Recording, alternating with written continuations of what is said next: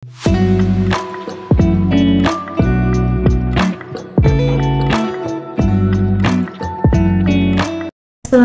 warahmatullahi wabarakatuh. Selamat siang. Ya, siang Ibu. Maaf mengganggu waktunya. Ya. Ibu, saya mau minta saran dan evaluasi atas kegiatan pembelajaran yang tadi sudah Ibu amati. Juga penilaian terhadap FPP yang saya buat. Ya. Apakah sudah sesuai atau belum? Ya. Baik Ibu. Tadi saya sudah melihat pembelajaran di kelas Ibu ya.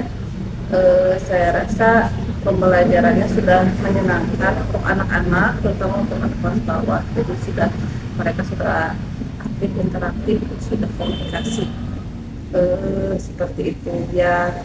Untuk ini, jadi Ibu sudah menggunakan metodenya sudah bervariasi, sudah bagus.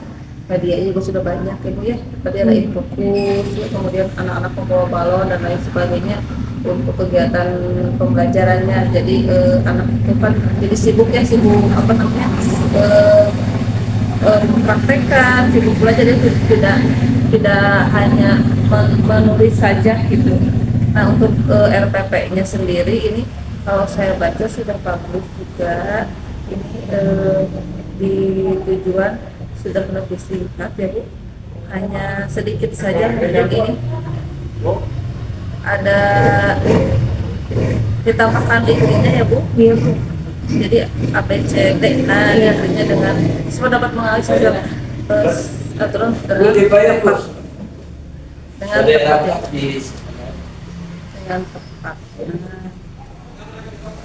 Ini juga sama, saudara menentukan. Ini boleh dengan tepat, boleh dengan benar ya Bu, nanti dikasih ditulis. Kemudian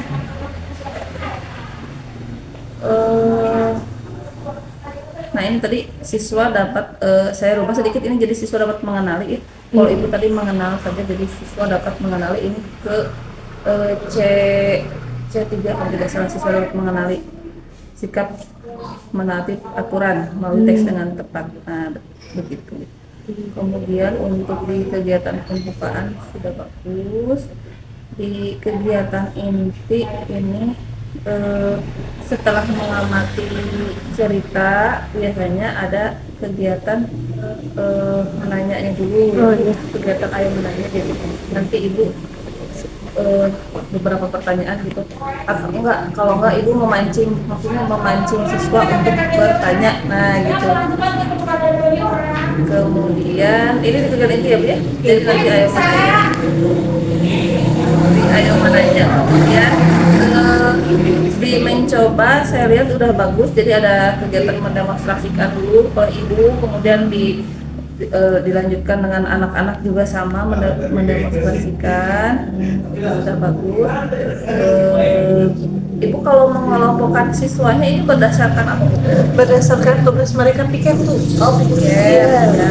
Nah, untuk pembagian kelompok biasanya kan ada yang apa sih, jadi enggak itu terus gitu ya Bu, jadi liputan. Kalau misalkan dipisahkan, biasanya di dalam satu kelompok itu ada istilahnya satu orang yang bisa gitu, dia bisa memimpin teman-temannya. Jadi jangan sampai misalkan dalam satu kelompok itu anak-anaknya yang bagiannya yang tidak aktif, yang masih, terus juga ada yang berani gitu, jadi nanti kasihan. Jadi harus ada satu yang bisa gitu ya Bu ya. Jadi di kelompokan seperti itu nanti. Kemudian untuk penutupan juga sudah bagus ya, begitu menurut penilaian ya. Terus gimana lagi Untuk ini Bu, untuk penilaian itunya ya, penilaian ini diagnosis. Jadi ada beberapa anak sih yang masih kurang fokus dan konsentrasi, jadi itu kesulitan yang saya alami. Bagaimana pendapat Ibu gitu untuk si anak untuk kedepannya agar saya bisa memfokuskan anak gitu? Ya, ya memang sih kalau di dalam kelas ya kita memang anak itu biasanya kalau kita peringatkan diam beberapa saat, kemudian mereka akan ribut lagi gitu ya.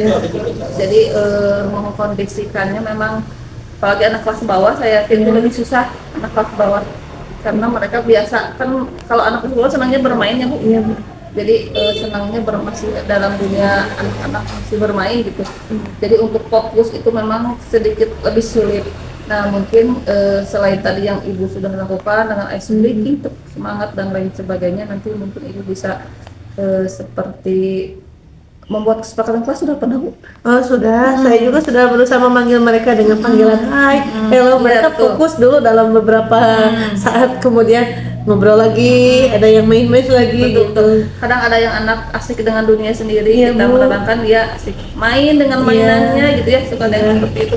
Memang jadi anak itu memang sedari dini memang harus lebih dikenalkan dengan konsekuensi. Iya. Mereka biar tahu kalau melakukan ini konsekuensinya apa. Jadi memang harus benar-benar sepakat ya dengan anak mengenai kalau misalkan, jadi pembelajarannya kalau misalkan mereka apa ya melanggar, mereka sudah tahu sendiri, oh iya kalau melanggar ini berarti kalau ribut misalkan berarti dia akan mendapatkan konsekuensi apa misalkan gitu ya. Tapi ya tidak harus yang menakut-nakuti atau mengancam sih ya Bu ya. Konsekuensinya yang penting mereka tahu bahwa perbuatannya itu tidak bagus. Nah gitu mungkin Bu, walaupun memang saya yakin tidak mudah untuk mengkondisikan kelas agar anaknya semuanya fokus, semuanya bisa ikut pembelajaran 100% itu sepertinya memang sulit sekali. Dan bahkan mungkin kalau saya rasa jarang sih kalau yang bagian anak ketua itu pasti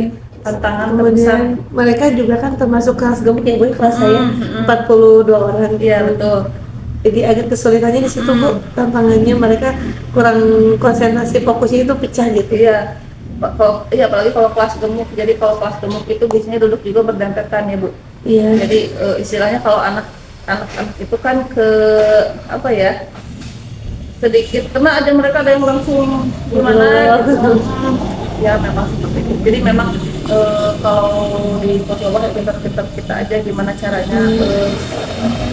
Walaupun mungkin ibu sering memberikan ice breaking, ya kalau diperlukan sih tidak apa-apa, ataupun memberi apa namanya isyarat ataupun dengan tepukan apalah, pokoknya yang penting mereka misalkan dari ribut menjadi diam walaupun mungkin hanya beberapa saat gitu. Iya, gimana itu saja Bu, ya, kesulitannya dalam ya tantangannya. Iya betul. Hambatan dalam mengajar saat ini. Ya. Iya Bu, itu aja Bu. Terima kasih atas Sama-sama, waktunya. Ibu. Terima kasih.